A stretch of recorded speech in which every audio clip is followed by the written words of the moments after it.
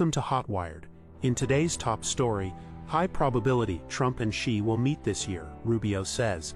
The possibility of a high-stakes meeting between U.S. President Donald Trump and Chinese President Xi Jinping is looming large, with a significant chance of it happening later this year. This comes amidst a complex backdrop of ongoing trade tensions and geopolitical maneuvering in the Asia-Pacific region. U.S. Secretary of State Marco Rubio recently offered a promising update following a key diplomatic meeting in Kuala Lumpur. Rubio, speaking to reporters in Malaysia, stated that the likelihood of a Trump-Xi summit is high, reflecting a shared desire from both sides to engage in direct talks. While no specific date has been set, Rubio emphasized the importance of establishing the right conditions to ensure a productive outcome, focusing on concrete deliverables rather than mere symbolic gestures.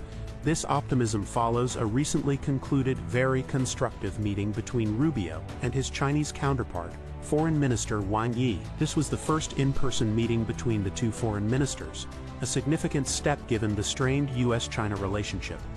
The meeting comes at a critical juncture in U.S.-China trade relations. President Trump's return to office has seen a resurgence of trade friction, marked by a tit-for-tat tariff war and disputes over export controls.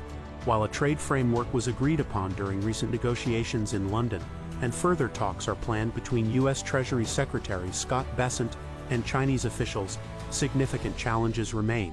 The U.S. has imposed or is threatening to impose tariffs on several countries, including many in the ASEAN region, prompting concerns from China that these actions are aimed at undermining its economic influence. These tariffs, set to take effect in August, target countries that haven't yet signed favorable trade deals with the U.S.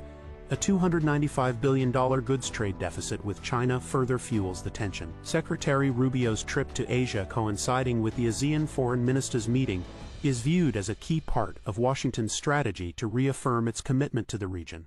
While China is a major economic partner in the region, its actions, particularly in the South China Sea, have caused friction with several nations. Rubio directly addressed concerns that the U.S. tariffs could inadvertently benefit China, stating that the aim is to reset global trade in a way that's fair for Americans, after what he called decades of unfair trade practices.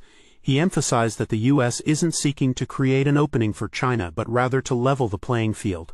Both the U.S. and Chinese statements following the Rubio-Wang meeting characterized the discussions as positive, pragmatic, and constructive. The two sides agreed to strengthen communication and dialogue across various levels and fields. China reiterated its call for the U.S. to adopt a more objective and equal approach in its dealings with Beijing. The possibility of a Trump-Xi summit, therefore, hangs in the balance, offering a glimmer of hope for de-escalation, even amidst the complex and multifaceted challenges that define the current U.S.-China relationship.